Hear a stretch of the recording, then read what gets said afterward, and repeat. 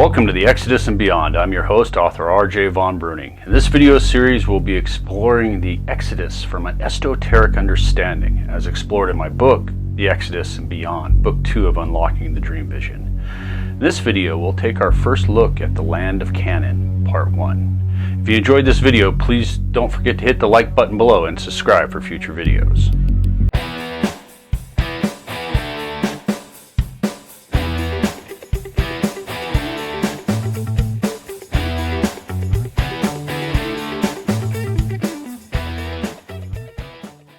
This series presents information based in part upon theory and conjecture of the system of esoteric symbolism.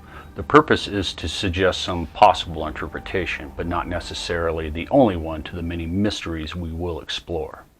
Our next step in our esoteric journey is to return to the ancient land of Canaan that is spoken of in the Bible, with the realization that this is the area of what today is known as the modern nation-state of Iran, as we covered in an earlier video.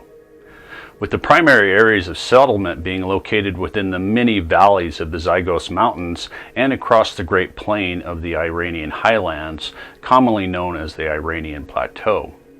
As stated before, from a historical point of view, we know very little about the original Proto-Indo-European people that had settled in this ancient land. We will take a much more in-depth look at the known historical information here in our next video and shortly. However, we must first start with the biblical story of the Israelites settling this land of Canaan and the events that came later as they established the kingdom of Israel to properly understand how this biblical account is actually based upon historical events. According to the Bible, after the twin brothers and the other tribes had left on their journey to the distant lands that they were to inherit, the remaining tribes that had stayed in the land of Canaan had settled into a simple pastoral way of life broken along tribal and clan lines. The common factor holding these tribes together was their collective experience of the Exodus out of Egypt and their devotion to the tabernacle that housed the Holy Ark of the Covenant, also known as the Ark of the Testimony. Within the book of Judges, it is said that during this early time, the Israelites were a tribal people without a king or any central government. It is stated in the book that in those days there was no king, and every man did that which he thought was right in his own eyes. According to the book of Judges, these early Israelites were viewed as a stiff-necked people that routinely fell away from the teachings of their fathers and corrupted themselves by whoring after and bowing down to strange gods. When this happened, their Lord God would raise up a judge that would then lead them back from their sinful ways to the tabernacle and the Ark of the Covenant. This general cycle of the people falling away and their Lord God raising a judge that leads them back goes on for untold generations. Until one day, the people of Israel began to demand a king so they could be like the other peoples of the world. The book of Samuel tells us that the Lord of the Israelites, speaking through Samuel, tried to warn the people of Israel against wanting a king and that their Lord would turn his back on them if they lost their way once again. Nevertheless, as we all know, the people of Israel would not listen to their Lord and demanded a king to rule over them and to judge them and to fight their battles. Soon after these events, the book of Samuel speaks of how their Lord raised a man named Saul to be their new leader for the Israel's tribes and to be their first king. Saul is presented as a man who is competent and is a highly successful military leader that defeated several of the enemies of his new kingdom of Israel. Based on the information we have, he appears to be an excellent general, but in time he proves to be a poor king. As his reign goes on, we are told that he becomes increasingly paranoid and begins abusing his power. As the years go by, King Saul begins to turn against his people, and during the later years of his reign, the Lord of Israel then raises a new ram to be king for his people. This new ram is, of course, the ever-famous King David. The biblical account goes into great detail about the life of David and his many human faults. Out of his many accomplishments as being the king of Israel, his most significant was the uniting of Israel's tribes into one people and establishing the new kingdom of Israel. The biblical account speaks of how King David had a great desire to construct a great house for his Lord and God to house the Holy Ark of the Covenant, but he was unable to begin this construction during his reign, and that task would fall to his son Solomon. After ruling for 40 years, King David's remarkable life comes to an end. Upon his death, his son Solomon assumes the throne. King Solomon's reign was and still is believed by both Jews and Christians to have been a great golden age for the people of the kingdom of Israel. Although King Solomon is remembered as a good, just, and wise ruler, his most important act as king was the construction and incredible dedication ceremony of the temple and citadel he had built to house the Ark of the Covenant, more commonly known as King Solomon's Temple. It is also commonly referred to as the First Temple. As with his father, the Bible also goes into detail about King Solomon's long, wealthy, and almost legendary reign that lasted for 40 years. But like all good things, King Solomon's wise rule was not meant to last forever. Upon King Solomon's death, his son, Rehoboam, assumes the throne. Unlike his father, the Bible presents this new king as more of a spoiled child than a man who was to be a wise king. Although the biblical account is vague, we are told that this new king refuses to listen to his older advisors that served his father and instead listened to his younger advisors and friends. These younger men advised this King Rehoboam to place a heavy yoke upon his people. The Bible never states what this heavy yoke was. It only states that it was much greater than the one his father had placed upon them. This heavy yoke is traditionally believed to be related to some form of service to the throne. This act of placing a heavy yoke upon the people was rejected by all the tribes of Israel except for the tribes of Judah, Benjamin, and Levi in the land of Canaan. This mysterious event was serious enough that it had the effect of breaking the kingdom of Israel into two separate kingdoms, with one being the kingdom of Judea, composed of the tribes of Judah, Benjamin, and the Levi priesthood in the land of Canaan, with the other being the kingdom of Israel, which consisted of the other tribes of Israel, which we now understand are spread all around the world. From this time onward until the destruction of King Solomon's temple, the Bible speaks of a more or less slow general decline of both kingdoms. This slow general downfall of the two kingdoms eventually leads to both kingdoms being invaded. The first to be invaded and conquered was the kingdom of Israel, with its capital city of Samaria being taken by the Assyrian Empire. Now, we can understand that the kingdom of Israel was actually numerous kingdoms spread around the world, so we can surmise that the biblical account must be referring to a city-state that was also viewed as the capital of these numerous different kingdoms that made up the kingdom of Israel. Once this capital had been taken by the Assyrians, the kingdom of Israel ceased to exist as a unified state and broke up into numerous kingdoms that were, as we know, spread around the world. Over time, this original connection was forgotten and eventually lost, thereby creating the myth of the 10 lost tribes of Israel. The kingdom of Judea, centered in and around Jerusalem and King Solomon's temple, is believed to have existed for a couple more centuries as an independent state until the Neo-Babylonian Empire conquered it under the reign of King Nebuchadnezzar. After Nebuchadnezzar conquers the kingdom of Judea, he famously takes all the elites captive. He then loots the great temple and citadel of King Solomon, taking its treasures along with the elites back to the city of Babylon. Soon after these events, King Nebuchadnezzar once again invades the land of Canaan, which results in the destruction of the King Solomon's temple and citadel, with it being burned down along with all the palaces and any remaining godly vessels being destroyed, with the rest of the elites being taken captive and returned to the city of Babylon, thereby starting the ever-famous Babylonian captivity. This is the point where we need to pause the biblical account and return to the history and explore the Proto-Indo-European people which settled the ancient lands of the Iranian Plateau and the Zagros Mountains.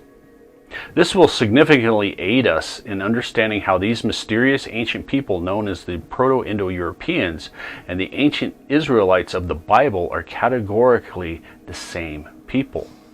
Once again, Historically, we know very little about these ancient Proto-Indo-European speaking people who settled the lands of the Iranian Plateau and the Zagros Mountains. We do not know what language they spoke. However, we do know that this unknown language was the mother tongue that later became the Indo-European language that went on to provide the foundation for almost all the languages that we speak today. Although it should be noted that this later Indo-European language is just as mysterious as the original Proto-Indo-European language that it originated from. We also have learned that the Aryan language group that later became what we call Vedic Sanskrit, that is still preserved in the ancient texts of the Vedas and is the foundational canon and language for Hinduism, is just one language of the vast Indo-European language group that these people spoke. Although we do not know what this Proto-Indo-European language was, we do know it became the basis of what is known as the Proto-Indo-Iranian group of languages. This Proto-Indo-Iranian language is the ancestor of all the later Iranian language such as Persian, Pashto, Kurdish, and Sagan, in the same manner as the Aryan language was the basis of Vedic Sanskrit. We also know these people were a tribal-based society that was organized around clan and kinship. The rest of the information we have about these people come from the stories that have been reconstructed by scholars and historians based on the similarities of comparative mythologies of later cultures that were the descendants of these original Proto-Indo-European people. It is generally agreed that these early settlers' common political arrangement was hierarchical in structure, with some form of social ranking based on social status. It is thought that it is unlikely that they had a rigidly stratified social structure broken into castes as we see later in India. At this early time, there appears to be a general distinction made between free persons of the tribe and slaves, who were typically prisoners of war, but debtors who were unable to pay their debts also filled their ranks. The free people of the tribe were composed of an exclusive elite class of kings, priests, warriors, and then commoners who were the members of the various clans that composed of the tribe. Each tribe followed the chief who oversaw the religious ceremonies and day-to-day activities of the tribe. It was also very common for several smaller tribes and clans to band together, forming a much larger tribe, whereby the chiefs of each of these tribes would then choose a king to rule over them, with the elders of the various tribes then acting as advisors for this king. Although this individual would be called king by the various clans and tribes that made him king, he tended to be little more than a local warlord that had power only over the tribes that had appointed him to be king. It wasn't uncommon for this individual to be the oldest male leader of the most powerful family or the largest clan from the largest tribe.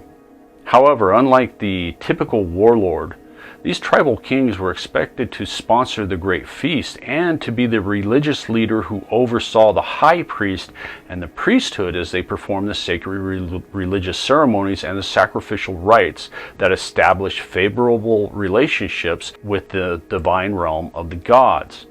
In these early Proto-European societies, it appears that the religion and government were always directly connected through the king and the head priest, a relationship that appears very similar to the one we encountered with Moses and Aaron in the Bible. Within this early society, religion was centered around the ritual sacrifice of cattle and horses.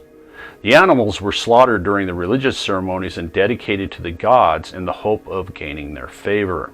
Scholars believe this ritual sacrifice of cattle, in particular the heifer, was at the center of their beliefs. It was a symbolic representation of the primordial condition of the world order.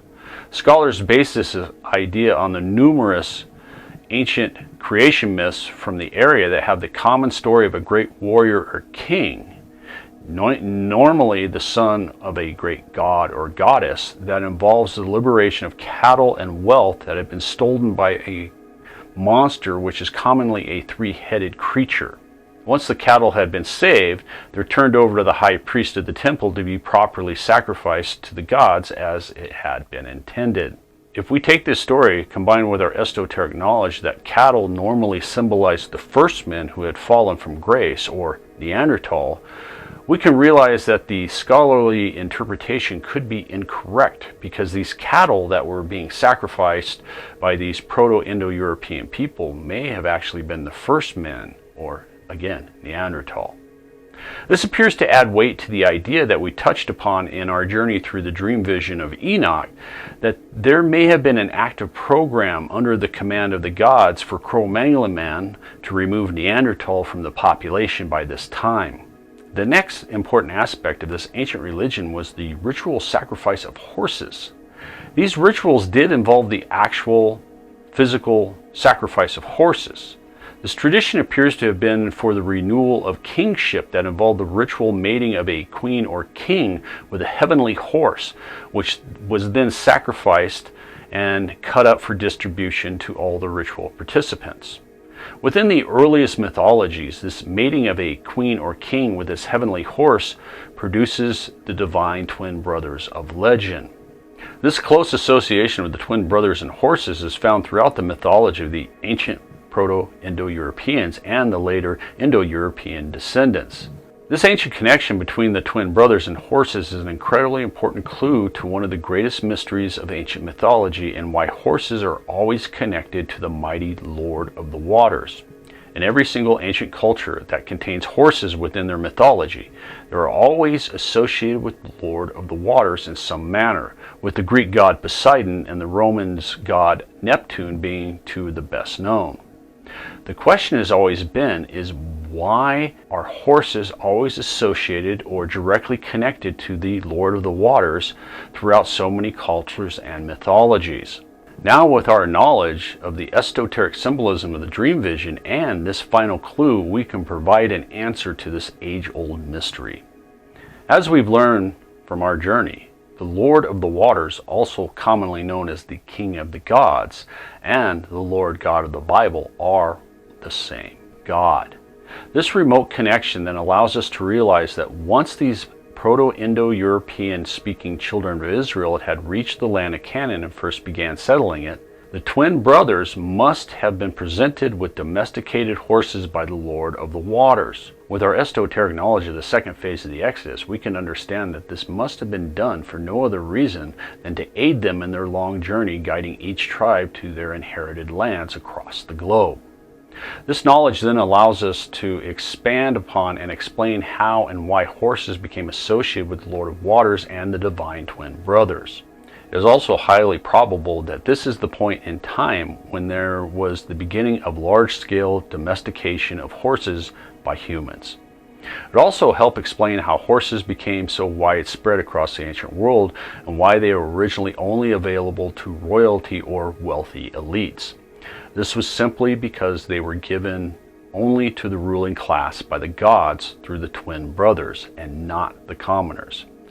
This also explains why throughout history owning a horse has tended to be viewed as a status symbol of wealth and power. It is easy to imagine the fear and awe people must have felt when these children of Israel, under the leadership of the twin brothers, came into their lands with all the elites of the tribes sitting atop horses. As these children of Israel began settling the area and removing the local ruling class, it would have only reinforced the idea of the power and status of anyone who was in command of such an animal. Another interesting aspect of the twin brothers was their close association with the goddess of the dawn, or dawn goddess, that was known to the Proto-Indo-Europeans. In almost all the ancient traditions that we know of, these twin brothers are the younger brothers of this dawn goddess, with the great sky father as their father. Surprisingly, the earth mother is not their mother, as many may have suspected. Instead, their mother tends to be some divine horse that normally takes the form of a great white horse with incredible magical power and wisdom that comes directly from the waters or out of the foam of the sea. In these stories, the twin brothers are normally represented as young men sitting upon their mighty steeds pulling the sun across the sky, which is still remembered in later mythologies of Apollo pulling the disk of the sun across the sky. Because of our unique understanding of the esoteric symbolism, we can easily understand that this and the other connections that symbolize the twin brothers' divine connection to horses. It also shows their direct connection to the sky gods and the sky father or heaven itself, which ultimately gave them their claim to leadership. In addition to being the sister to the brothers, the dawn goddess is also known as the daughter of heaven or sky daughter, with her being depicted as opening the gates of heaven when she appears at the beginning of the day. She's also believed to be never aging and being reborn anew each morning. She goes on to be remembered as Eos in Greek mythology and Aurora in Roman. Within the mythology, she appears to be an early version of the messenger god. In later mythology, she is seen as a reluctant goddess of the dawn. In many stories, she is beaten for lingering in her divine duties. This seems to present the idea that she was replaced with a male messenger god after somehow failing in her duties. Although she was a very popular goddess throughout the ancient world, she quickly becomes a minor goddess. The single most important god to all these early settlers was, of course, Dyeus-Pater, whose name literally means Sky Father. He is the best known of all the ancient Proto-Indo-European and later Indo-European deities. His dwelling place was the skies, high above the clouds. He was also the supreme god and the gateway to all the other gods. As we know, the Sky Father, who was above all the other gods, was the mighty heaven in low earth orbit, appearing as a great all-seeing eye looking down upon all of humanity. The next important god for these people was the Lord of the Waters, Neptunus. As we already know, this god becomes the king of the gods and is also known as the Lord God of the Bible. Additionally, now that we understand this connection to the twin brothers and the horse, it's slightly easier to understand why he became viewed as the king of the gods. This king of the gods becomes closely associated with the messenger god, who is always associated with fire and sacrifice to the gods. As we've already seen, these two other gods, along with the Sky Father, become the basis of the Trinity of three gods. This allows us to easily understand that within this basic arrangement, with the Sky Father being the mighty heaven that is far above the clouds and was always looking down upon all of creation, became the unknowable supreme God. The Lord God of the Waters, who was the son of the supreme God that came to interact with humanity in a more understandable form, with the messenger god being the one that moved between the Son on earth and the Father in the sky. Hence, we can easily see that from the earliest times of the Proto-Indo-Europeans, the beginnings of the Trinity as we still know it today, and why the number 3 held such importance to our ancient ancestors. The last important god or goddess that we'll explore at the moment is the Earth Mother, also commonly known as the Mother Earth or Mother Goddess. To the Proto-Indo-Europeans, she was called by a name that I'm not even going to pretend I can pronounce, but it is believed to be the root word that gives us the name Earth. She was the Earth herself, conceived of as a divine entity rather than a goddess of the earth. At this time, the Earth Mother is portrayed as the vast and often dark house of mortals on earth, while in sharp contrast with the Sky Father, which is the bright sky and the seat of the immortal gods. She was also likely the consort or wife of the Sky Father. She is commonly associated with fertility and growth, but she is also deeply associated with death, with her dark soil being the final dwelling place for the deceased. Thus, the Earth Mother is portrayed as the giver of all good things and always offers a good harvest to the community. In the earliest mythologies, not only is the soil of the Earth Mother the final resting place for the dead, but she is also the supreme ruler of the underworld. At some unknown point in time, she loses this position as ruler of the underworld to a male lord of the dead. Unfortunately, the mythologies do not explain the reason for this change, nor have scholars offered any explanation for this change. However, as we are now aware of the great political change in the underworld that occurred during the second phase of the Exodus with the twin brothers, Although there are few details, we can speculate that this political upheaval of the underworld may have resulted in this Earth Mother being removed from power as the supreme ruler of the underworld and Earth, with her taking her place beside the supreme God as his wife. We will examine this political change in greater depth in a later video. In our next video, we'll take a look at the important historical information that we have about these early Proto-Indo-European people of the Iranian Plateau and their beliefs. If you enjoyed this video, please don't forget to hit the like button below and subscribe for future videos.